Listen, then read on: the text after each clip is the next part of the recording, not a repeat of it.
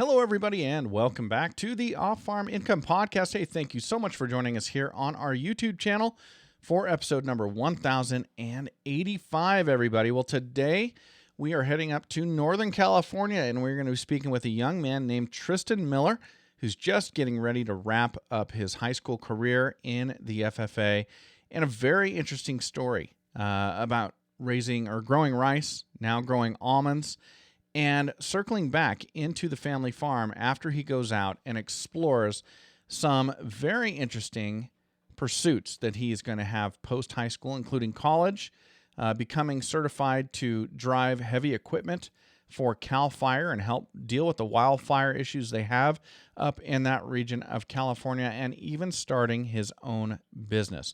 And you know, there's a theme in this episode that we touch on and we get his advice on at the end, and that is of imposter syndrome and how to conquer imposter syndrome when you want to do something, but you feel like, I don't belong there. I'm not the person to do that. How do you overcome that? We've got all of that and more for you in this episode of the Off-Farm Income Podcast. We're going to get it started for you right now. Tristan, welcome to the show. Thank you so much for coming on today. Thanks for having me. Hey, you bet. My pleasure. I always like to interview people from down on my home state of California, and where you're located in California. It's a part of California nobody ever thinks about when you say California, but that is cattle country right there. It is. A lot of cattle country and a lot of rice farmers. A lot of rice farmers. You know, it's funny. Are you in Tehama County where you're at? No, I'm just south. Just south. Okay. When I was a police officer for 15 years, and I went to the police academy down in Modesto, California. And we had all these patches up on the wall from different sheriff's departments and police departments and stuff throughout the state. And I always used to look at Tehama County's patch and think, oh, maybe I should work there, because their patch had a picture of a big horned Hereford bull on the deal. And I like that. I thought it was really cool. But yeah, I like that part of the state. Really, really interesting part of the state.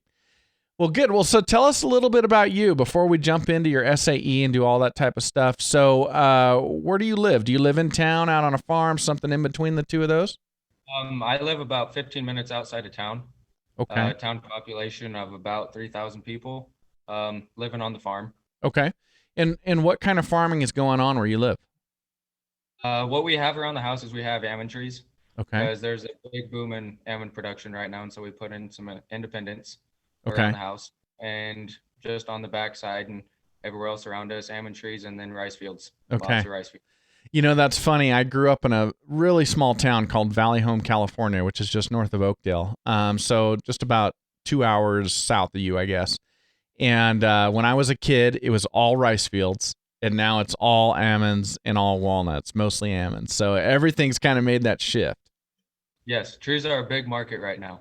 Yeah, those permanent crops. I can see why. I understand why. And I mean, farmers in the Central Valley and where you're at are really fortunate that they can grow those, because not a whole lot of places in the world you can grow almonds. So yeah, really interesting. Okay, so you're out there, and how long has this farm been in your family? This farm has been in my family for 5 generations now. Oh my goodness, 5 generations. So does that take you back to, gosh, the late 1800s or something like that when this all got started? Just after the Civil War. Just after the Civil War, my goodness. So just after the Civil War, and that just puts your family starting this really like, what, 15, 20 years after the gold rush, when people really flooded into that part of California. Just about, yeah. Yeah, that is really, really interesting history. Very interesting to think about. Okay, now, how long have you been in the FFA? I've been FFA for 4 years, since the start of my freshman year. Okay. And what brought you in? Why did you want to join? I'm going to be really honest here. The main reason I joined was because I wanted an ag class, and ag classes were portrayed as easy classes. And one of my buddy's dads is an advisor here. He's an ag teacher. I wanted him as a teacher. Okay. And after talking with him and seeing what other people get out of FFA, then that's when I just dove in. Okay.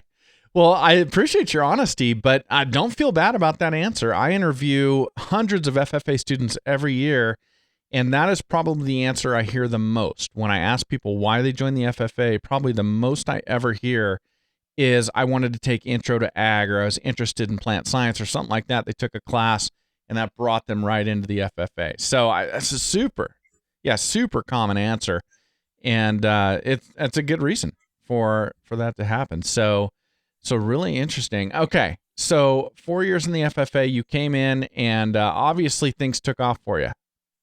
Yes, they did. It picked up speed real quick. Okay.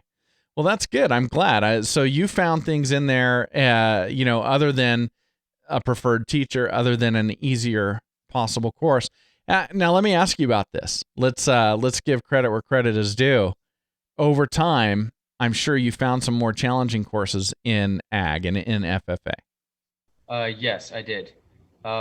Joined an SAE team, a CDE team actually, ag sales. I didn't expect it to be that hard because my advisor told me that I have the gift of gab. I can just talk, I can connect with people, and I don't really get nervous when talking with people, but the moment that I walked into that room, it just hit me. It was really nerve-wracking.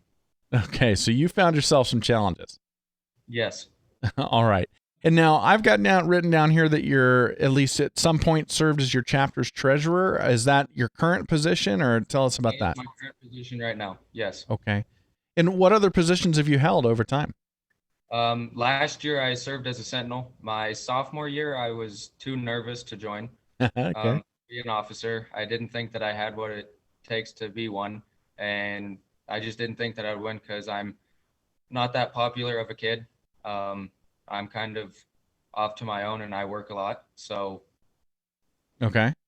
So the idea of standing up there in that leadership position was a little bit daunting back then. I wanted it, but I just didn't think I had what it takes. Okay. Well, so what got you over the hump? How did you prove yourself wrong? What got me over the hump was going to state convention my sophomore year and seeing one of our officers, one of our past graduates from Arbuckle, up there. And then there was Devin Griffith. And then another one, Carlin Marsh, she got elected that same year. And that was when I was like, I need to join. This would be so much fun. Okay. So the motivation to join got you over the obstacle of thinking, well, actually, there's a term for that. We call it imposter syndrome, which is, who am I to do it? I don't belong up here, that type of thing, which is all in our mind, right? And that the motivation, you wanted it bad enough that got you past that. Exactly. Okay. Well, let me ask you another question about your farm. I love to ask people this question, and it's a question that when I interview students out of the Midwest or out of the East Coast or something like that, for some reason it seems more relevant than when I interview students from California. But as I'm sitting here thinking about it, it's not. California has just as deep and lengthy of a history as the East Coast of the United States. It's just it started out with Spain and then with Mexico. But I want to ask you about this. A 5-generation farm. Do you feel pressure to take over and continue that farming tradition as you grow older, because it's been in your family so long? Do you feel pressure to not be the link in that ancestral chain that lets that farm go? I don't feel pressured at all. I actually really want it because this is what I've been doing since I was little. My dad would take me out and I would ride on the rice harvester with him. Mm-hmm. And when he needed little things done like grease the tractor or just blow it out, little things that I could do at 5 years old, I would do it. And then as I got older, I started wanting more and more to do. And it's what I love. It's the only thing that I know, and I can't imagine doing anything else. That's a really, really interesting answer, because a lot of people do feel that pressure, like that weight of, I can't be the one that lets this go. In your case, you were so motivated to come back and to work that farm and to continue that lifestyle. The other thing doesn't even factor in because there is no consideration in your mind. You're like, no, this is what I'm going to do. Why would I ever give this up? It's absolutely what I love. Exactly.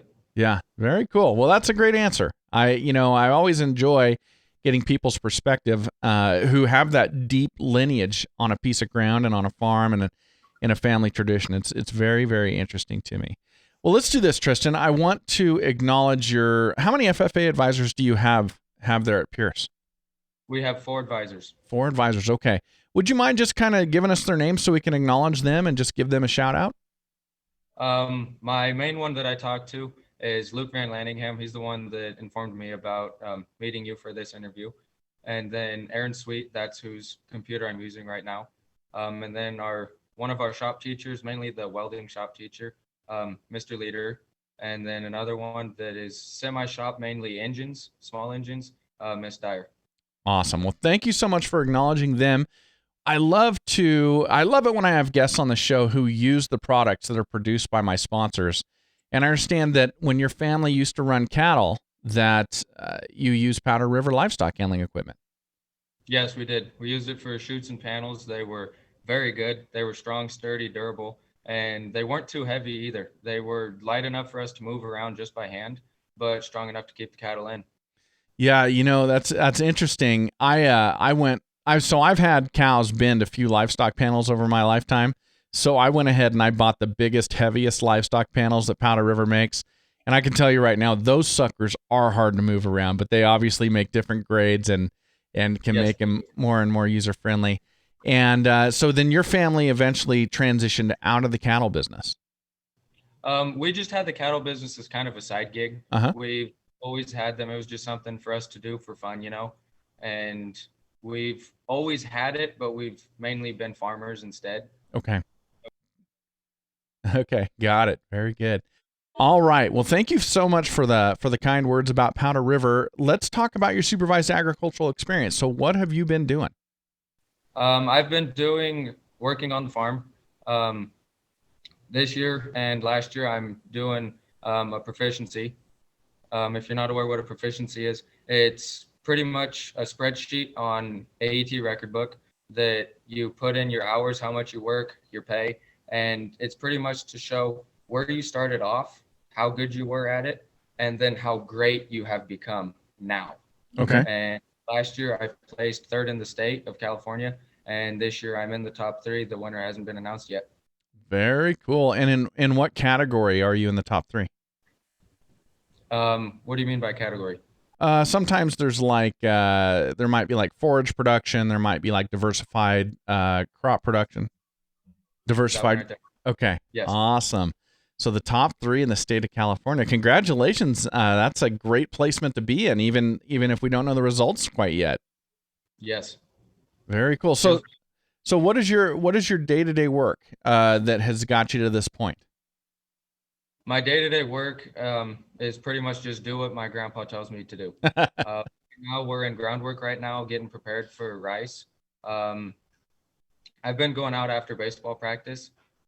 That's around 6 o'clock by the time I get out there, and I'm out there till 10, 11 o'clock at night, out there either running the disc, the mud chisel, or when I'm going to be getting out there today, I'm going to be running the triplane, pretty much busting up the clods a little bit more, leveling it out, making it look smooth and pretty. Okay. That's a great answer, by the way. Have you ever seen the movie Forrest Gump? Yes, I have. Great movie. That is a great movie. There is a part in that movie where he's in the army and the drill sergeant asks him what his purpose is, and he says, "My purpose is to do whatever you tell me to do." That's kind of your answer about your job. My purpose is to do whatever my grandpa tells me to do. Pretty much. That is a great answer. And so over the years, have your responsibilities, the ability to operate different equipment, the ability to work unsupervised, has that all kind of grown over time? Yes, it has grown over time with the amount of hours that I've put in. My sophomore to junior year, once I got my driver's license, was when I really started putting in the hours.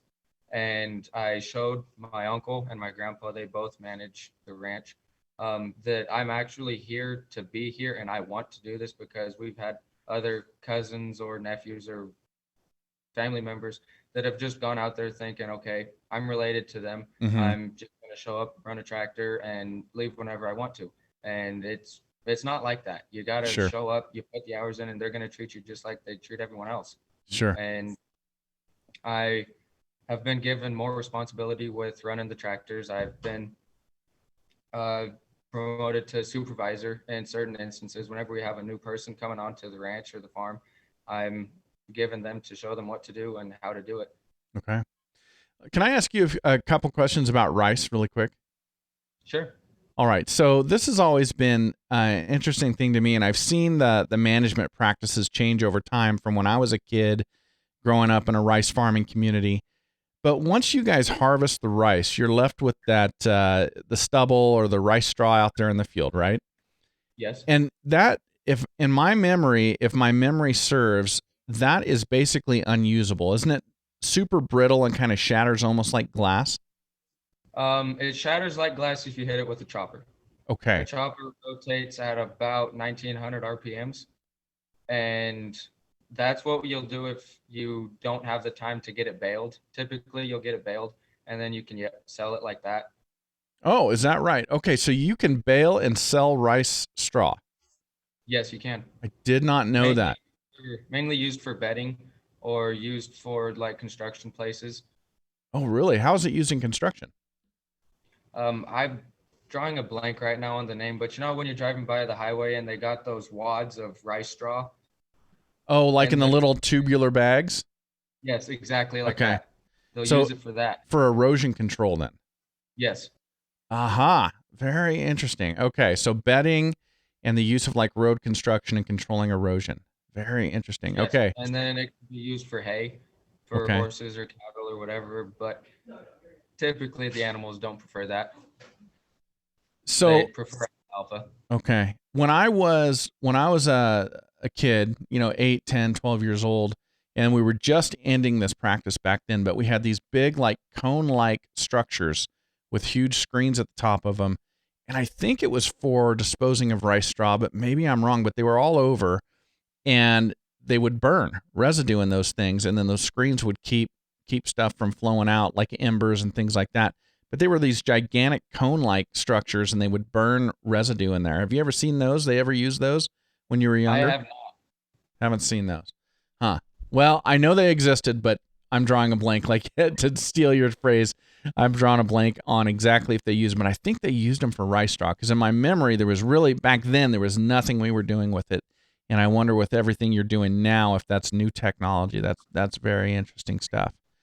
It probably is. Times have changed. Yeah, times definitely have changed. Okay, so you're on the baseball team. Yes, I am. What position? I'm a utility player. I'm pretty much everywhere. Wherever the coach needs me, I go there. My main position is pitcher. Okay. How fast is that fastball? It's about 85 miles an hour right now. Nice. How tall are you? About 6 foot. 6 foot? 6'1" if I got my boots on. Well, very cool. So 85, that is nothing to bark at. That's a good fastball. And then what's your out pitch? Up pitch. What do you mean by that? So you've got a guy 3-2, the game is on the line, and you have got to strike him out. What are you going to throw him? Fastball. Inside and low. Awesome. I love it. That is really, really fun. Any chance that you're going to continue playing, or is high school going to be the end of that baseball career? I'm thinking about it. I've talked to quite a few people. I've gotten mixed reviews on it that have played college baseball or just college sports in general. They say if you're going to do it, you got to be really serious about it because the competition level is very high. Sure. And the coaches, they will ride you. And then other people have said, yes, you should play. You have what it takes to play college ball, that you have a natural gift, and that you also get little specialties with the college by being a college athlete, like getting first one to pick a class and stuff like that. And then you also get extra help with classes if you need it. Yeah. So it's turning around in my head right now. Okay. Well, so speaking of that, are you heading off to college next year? Yes, I'm heading off to college. I'm going to go to Shasta. To Shasta. Okay. And do I remember right? Is Shasta a 2-year school? Yes, it's a 2-year JC. Okay. 2-year school. And I did the same thing, by the way. I went to Modesto Junior College to start out my college career. Are you, what are you going to study? What are you going to be looking? I'm going to major in ag business. Ag business. Okay. And with the eventual goal being coming back to your family farm? Yes, coming back to the family farm. I'm going to get my heavy equipment operator's license. Okay. And run bulldozer for Cal Fire in the fire season. I've always wanted to do that. That seems like a blast. And then once I get enough money, I want to start my own baling and swathing business. Awesome. Good for you. So a little entrepreneurship thrown in there. And man, unfortunately, that running a dozer during fire season where you live, there seems to be way too much work right around you. Yes, there is. That's right in the middle of almond harvest season, and we have a lot of almonds, so it'll be difficult, but I'm hoping that I can manage that. And I also have uncles that are placed above me, and I'm sure that they'll be able to take it from there while I'm gone, or just have to scratch that season. It all depends. Huh. Very interesting. Now, as far as your family farm goes, is there room for you to come back full time, or will you need to work off of the farm in addition to farming there? I'll work there full time. Is that right? Wow, that's a great situation. Good for you, Tristan. I'm excited for you, and you're looking into a lot of cool stuff. Driving that dozer sounds awesome. And I started my own business about 8 years ago, and I have not looked back. I've really, really enjoyed working for myself. So I'll look forward to hearing about the swathing business when you get that going. Have you ever owned and operated your own business before? No, I have not. I really want to. It seems like a lot of fun being able to work your own hours and being your own boss. It seems like it'd be a lot of fun. Yeah, I agree. Man, that's wonderful. Well, let's do this. I'd love to wrap up the interview by asking some advice from you for other students. And let's talk about that imposter syndrome we kind of touched on earlier. So, there's a lot of buzzwords that people use these days. And the one they use a lot is you've got to understand your why. Until you understand your why, you're never going to have the proper motivation to help you overcome obstacles. So if you were talking to you as a freshman who was sitting there going, "Oh, that looks great. I would love to do that, but I just don't think I'm the right person for the job." What would you tell that person today to help them get them over that hump and to get them going? I would tell myself, don't hold back, do what you want to do, chase your own dreams. And if somebody says that you can't do it, including yourself, prove them wrong, because you're only holding yourself back at that point. I really wish that I would have gotten into FFA a lot sooner rather than waiting until mainly my sophomore year to start doing things. Yeah, absolutely. That is really, really good advice. And I love that prove them wrong statement. I've said that once or twice in my life as well. Tristan, this has been great. Thank you so much for coming on. Thanks for having me. It was a lot of fun. Well, thank you so much for being here, everybody, and thank you to Tristan Miller for joining us here on the Off-Farm Income Podcast. Hey, we would love it if you'd click that subscribe button down below and become a subscriber to our YouTube channel, and we'd love to connect with you on social media as well. You can find us on Facebook, Instagram, Twitter, and LinkedIn. And everybody, until next time, enjoy your journey to the ultimate lifestyle business, agriculture.